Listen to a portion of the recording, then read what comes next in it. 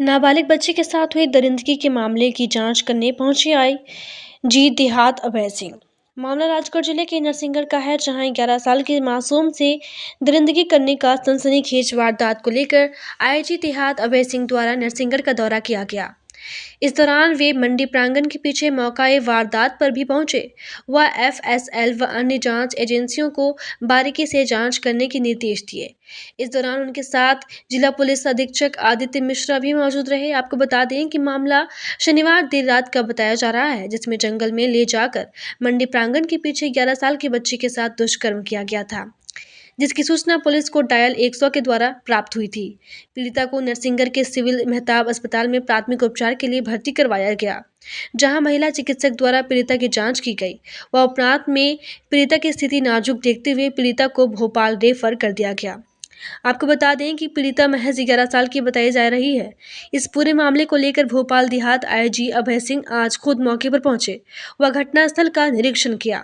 अब देखने वाली बात यहाँ ये होगी कि मासूम से दरिंदगी करने वाले अपराधियों के गिरेबान तक पुलिस के हाथ कब तक पहुँचते हैं। कहाँ तक जांच पहुंची है? देखिए, नरसिंहगढ़ थाना क्षेत्र में दिनांक 1 सैटरडे और संडे की दरमियानी रात में एक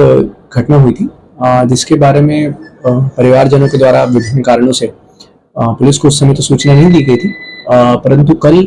डायल 100 पे एक इवेंट आया, जिसके माध्यम से सूचना दी गई कि एक जो बालिका है उसकी थोड़ी तबीयत खराब लग रही है। जब उसको अस्पताल में इलाज करवाया देखा गया तो ऐसा प्रथम दृष्टि ऐसा प्रतीत हुआ कि उसके साथ कोई आपराधिक घटना घटित हुआ, ऐसा समझ में आ रहा था। इसी के चलते उसका बेहतर इलाज हो सके, इसलिए उसको भोपाल में जो अस्पताल है वहाँ पर भी रेफर किया गया और वहाँ पर डॉक्टरों की टीम ने भी जांच करी और प्रथम दृष्टि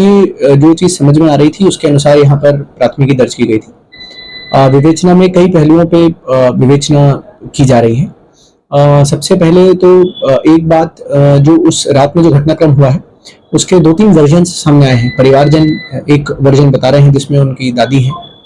और जो अन्य पड़ोसी लोग हैं या अन्य रहने वाले आसपास के लोग हैं उनका एक थोड़ा सा वर्जन में विरोधाभास आ रहा है, तो पहले उसको क्लियर करने का प्रयास किया जा रहा है। उसी के साथ साथ मुझे लगता है कि जो हमारी टेक्निकल टीम है वो लगातार उस एरिया में कितने लोगों का मूवमेंट रहा है या कितने सेलफोन्स एक्टिवेटेड थे उसके संबंध में जांच कर रही है एक डेडिकेटेड टीम। इसके लिए एक SIT भी बनाई गई है, जिसमें जो SDOP नरसिंहगढ़ हैं वो उस SIT को हेड कर रहे हैं और उनके साथ मामले की गंभीरता को देखते हुए और साथ ही साथ की छोटी बच्ची है और परिवार में सिर्फ महिलाएं हैं जो किस तरह का क्लूज दे सकती हैं, तो जो एक सीनियर महिला इंस्पेक्टर है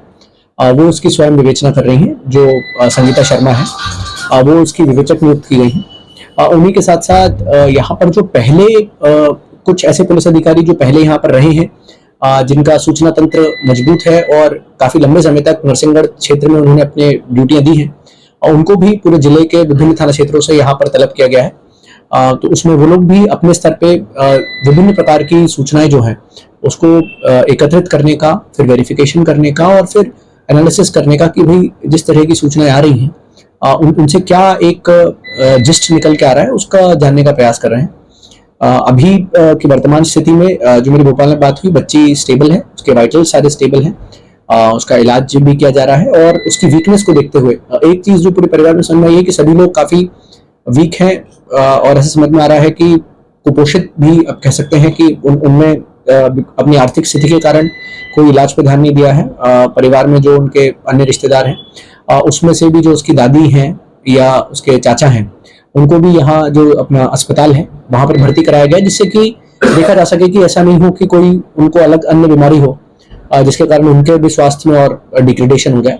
तो उस पहलू पर भी हम काम कर रहे हैं। मुझे लगता है कि बहुत सारे सूचना तंत्र का हमारा एक बड़ा अमला यहाँ पर लगा हुआ है और हर तरह के लोगों से जिनका वहाँ आना जाना रहा हो, मंडी में जो कार्यरत रहे हों या आसपास के जो क्षेत्र हैं, उन सभी में हम लोग लगातार सूचना एकत्रित करने का प्रयास कर रहे हैं।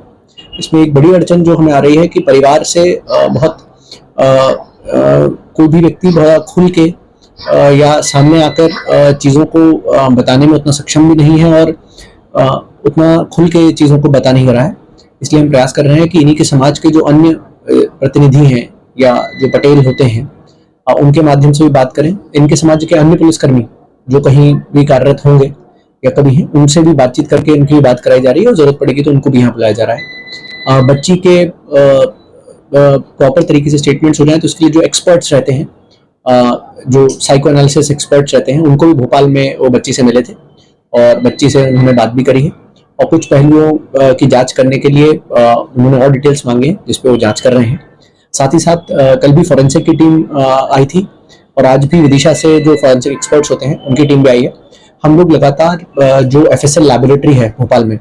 जो इस तरह के उसमें जो उनके पास स्पेशल किट्स रहती हैं, उनके माध्यम से भी हम लोग इसमें जिस तरह के फॉरेंसिक एविडेंसेस होते हैं जिनका कलेक्शन बहुत महत्वपूर्ण रहता है, जरूरी रहता है, उसको कलेक्ट करने का प्रयास कर रहे हैं। एक जो हमारे सामने चुनौती है कि घटना के करीबन दो दिन तक अगर माना जाए कि किसी ने सूचना नहीं दी थी और जो हमारे सूचना करता है, मैं तो उनको बहुत तहे दिल से शुक्रिया करूंगा कि उस व्यक्ति ने इनसे बिना जुड़े हुए भी ओके सामने आकर उसको अगर ऐसा लगा कि इस प्रकार की कोई बच्ची को बीमारी है या जो भी उसको समझ में आया हो, परंतु वो हमारा फरियादी बना और उसने वो किया, तो मुझे लगता है कि हम लोग का पूरा प्रयास रहेगा और इसकी संवेदनशीलता को देखते हुए हम लोग आपसे भी रिक्वेस्ट करेंगे कि परिवार की बच्ची की जो प्राइवेसी है और जो सुप्रीम कोर्ट की गाइडलाइंस हैं उसको ध्यान रखें, जिससे कि कई बार उनके परिवार पे FIR करने के बाद लोग बार बार जाने का प्रयास करते हैं। परंतु मैं यहाँ की मीडिया को भी बहुत शुक्रिया करना चाहूंगा कि मैंने देखा कि आप लोगों ने उनकी प्राइवेसी के बारे में, अभी तक हम जितने सोशल मीडिया अकाउंट्स पे आप लोग के जो भी वर्जन हैं उसमें आपने उनकी किसी भी आइडेंटिटी को डिस्क्लोज नहीं किया, ना ही उनके घर की आइडेंटिटी को डिस्क्लोज किया। तो मेरा आपके माध्यम से फिर से ये निवेदन रहेगा कि हम उनकी प्राइवेसी को जरूर इंश्योर करें कि उनकी प्राइवेसी भंग ना हो और